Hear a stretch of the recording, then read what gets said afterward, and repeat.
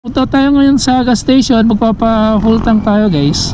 Titingnan natin kung hanggang saan to makakarating tong full tank natin. Nakapagpa full tank na tayo. Yun o. Mula dito sa Lower Bicutan guys, kunin na natin yung dadalhin nating mga gamit pa Bicol. Ano? Sige, ingatan na, ingatan. Ingat, ingat. Tara. Salamat sa Diyos. Ingatan tol, ingatan. Dito na tayo sa, guys, sa C5. Medyo matraffic lang. 10:55 na ng umaga. Merong dalawang trip na naka-indicate dito sa panel ng Gixxer. So trip A tsaka trip B. Itong trip A kasi ginagamit ko to sa pag-change oil ko. Ngayon yung trip A, itong trip A, pag naka 1,000 na siya, nag-change oil na ako. Tapos nire-reset ko ulit sa 0. So ito namang trip B, ginagamit ko to pag may ride para malaman kung gaano kalayo yung biyahe. So dito tayo ngayon guys sa C5.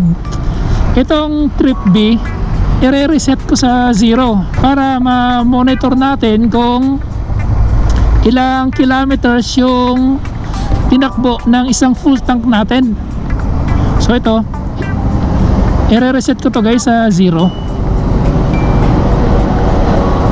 Ayan, kung nakikita nyo guys, yung trip B na i-reset na sa 0. Maraming mga malalaking truck dito sa C5.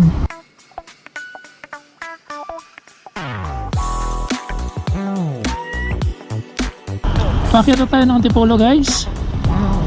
Dito tayo sa may rotonda. Dito na tayo sa Tanay. Nakaka 36 kilometers na tayo guys. Malayo-layo pang lalakbay natin. Ingatan tayo ng Panginoon sa ating paglalakbay. Salamat sa Diyos. Dito na tayo guys sa Laguna, Santa Maria, Laguna to eh. Time check tayo 1:45 ng tanghali. Kumain muna kami kanina sa Pililla. Natagalan doon kasi umulan ng malakas eh. Baka mga alas 7 na ng gabi kami makakarating dun sa Tabugon. So nakaka 60 kilometers na tayo. Wala pa ang bawas yung bars ng gasolina dito. Ayan o, hindi pa nababawasan. So mamaya siguro yan, pag nakarating na tayo ng Quezon, saka magbabawas.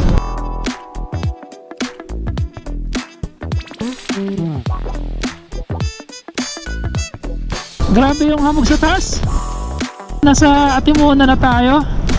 Hindi tayo nakapag-open cam kanina kasi sobrang lakas ng ulan sa may Lucena. Grabe. Tandaan yung takbo kanina eh, kasi ang lakas ng ulan. So ito, paakyat tayo guys sa Bitukang Manok. Nakaka 161 kilometers na tayo guys. At 1 bar pa lang yung napabawas sa gas natin. Ayan o. So nakikita nyo ba? Ayan, 1 bar pa lang yung nababawas. Malamig yung hangin no?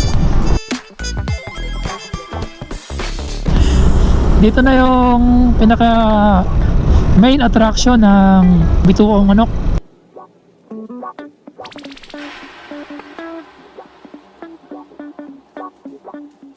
Overshoot tayo dito pag kamote tayo.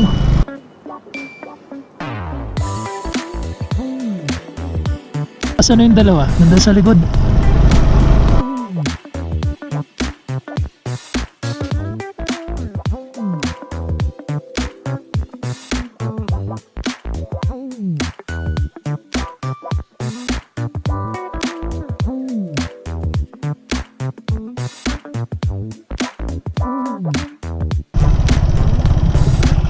Asan na yung dalawa?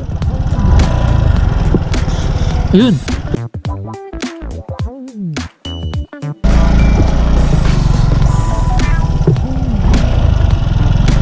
Tara na.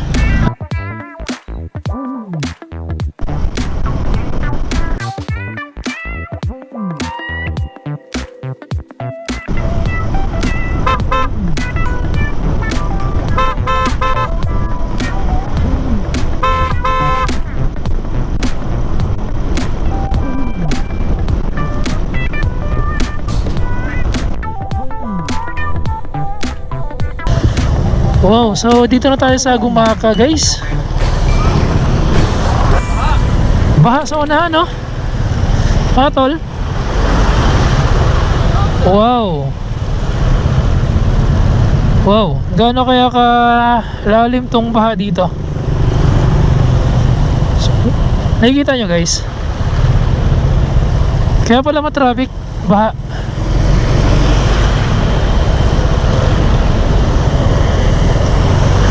Wow. Ayun, no? Kahit nga sa ano kanina kahit nga sa Lucena kanina, baha din eh. Kayari, malalim. Medyo malalim yung tubig. Wow! Ha! Kayari. Buti na lang, medyo mataas na si Divine. Itong Gixxer natin. 202 kilometers na tayo. Tara! Tara, nabasa na ng truck. Kaya na yan. Pag ganitong oras guys, dito sa Gumaka, maraming mga truck. Dito na tayo sa Calawag. Time check tayo. Alas 7:08 ng gabi. Nakaka 234 kilometers na yung tinakbo natin. 1 bar pa rin yung nababawas. So dito tayo sa Pili guys. Mula C5 Pasig hanggang dito sa Pili, Camarines Sur. So 1 bar na lang yung natitira. 1 bar na lang yung natitira sa gas natin. Nagbiblink-blink na siya guys. 478 kilometers na yung na biyahe natin. So magpapagas na ako guys kasi mahirap na matuyuan. Hanggang Legazpi pa tong biyahe ko guys. Itong 1 bar na to, aabot din naman siguro to ng ano ba? Sabi mga nakasunod na bayan 50 or 60 kilometers, pwede pa to, abot pa to eh. So Suzuki Gixxer FI mula C5 Pasig hanggang dito sa Pili, Camarines Sur, 1 bar na lang. So ganon yung kayang marating na isang full tank ng Suzuki Gixxer FI. So maraming salamat guys, maraming salamat sa pagtsatsagang manood sa vlog. At ingat tayo lagi sa ating biyahe. Ride safe. Salamat.